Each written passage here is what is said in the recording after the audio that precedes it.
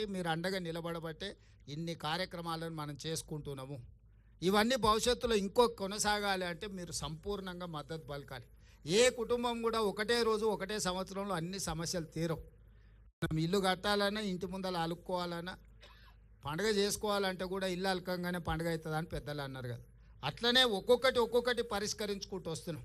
మళ్ళీ చాలా రోజులకు మళ్ళీ మిమ్మల్ని వంటింటికే పరిమితం చేసిన పరిస్థితి నుంచి మళ్ళీ బయటకు వచ్చి మీరు మీ స్వయంగా మళ్ళా పనులు కార్యక్రమాలు తీసుకునే స్టేజ్కి ఈరోజు మనం వచ్చినాం. ఇక్కడ నుంచి ఇంకా వ్యాపారంలో వేగంగా ముందుకు పోవడానికి అవసరమైన ప్రణాళికలు చేస్తాం. నేను చీఫ్ సెక్రటరీ గారికి అదేవిధంగా దివ్య రాజేంద్రన్ గారికి కూడా నా సూచన ఒకటే, ఈరోజు మీరు రూరల్ అండ్ అర్బన్ రెండింటిని సపరేట్గా చూస్తున్నారు. రూరల్ అర్బన్ లేదు. తెలంగాణలో మహిళల ఒక్కటే. కార్పొరేషన్లో హైదరాబాద్లో ఉంటే ఒక రకము, లేకపోతే ఇవాళ నారాయణపేటలో ఉంటే ఇంకో రకం కాదు. మహిళలు అంటే తెలంగాణలో మహిళలందరూ ఒక్కటే. దీన్ని మొత్తం ఒకటే విధానంతో తీసుకొని ముందుకు రావాలి. దీనికి సంబంధించి ఒక ప్రత్యేకంగా మొత్తం వ్యవస్థను ఏర్పాటు చేయాలి. హైదరాబాద్లో ఉన్న వాళ్ళు ఎవరు? మా నారాయణపేట మక్తల్ నుంచో, లేకపోతే దేవరకద్ర నుంచో, కొడంగల్ నుంచో, లేకపోతే కల్వకుర్తి అచ్చంపేట నుంచో, మక్తల్ నుంచి పోయిన వాళ్ళే హైదరాబాద్లో ఉన్నారు. ఎవరు ఉన్నా మన చుట్టాలే కదా, మనోళ్ళే కదా ఎవరైనా, ఇక్కడైనా అక్కడైనా. అందుకే ఇప్పుడు అర్బన్ వేరు, పట్టణ ప్రాంతాలు వేరు, గ్రామీణ ప్రాంతాలు వేరు మహిళా సంఘాలకని గత ప్రభుత్వం నిర్ణయాలు ఉన్నాయి. ఇప్పుడు అట్లా కాకుండా మహిళలు అంటే మహిళలందరూ ఒక్కటే. తెలంగాణ రాష్ట్రంలో 1 కోటి మంది మహిళల్ని స్వయం సహాయక సంఘాలలో సభ్యులుగా మార్చాల్సిన అవసరం ఉన్నది.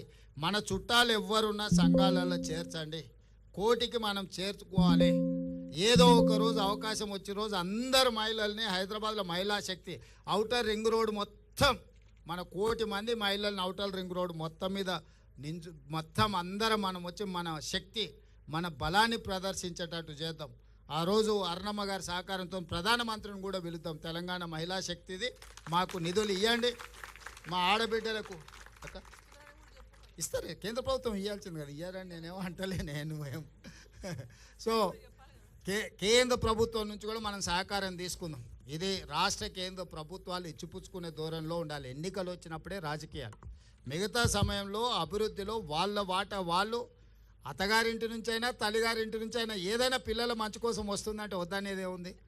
ఇప్పుడు అరుణమ్మకు ఇది తల్లిగారిల్లు, అవతల అత్తగారిల్లు.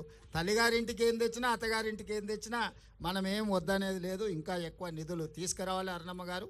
మనం అవసరమైనప్పుడు మనందరం కలిసి ఒక తాటి మీద నిలబడాలి, మన ప్రాంతాన్ని అభివృద్ధి చేసుకోవాలి. ఎన్నికలు వచ్చినప్పుడు ఎవరు రాజకీయాలు వాళ్ళు చేసుకుంటారు. ఇవాళ 1 కోటి మంది మహిళల్ని కోటీశ్వరులను చేయడమే లక్ష్యంగా, అందులో భాగంగా ఈరోజు ఈ పెట్రోల్ బంకు మనం ఏర్పాటు చేసుకున్నాం.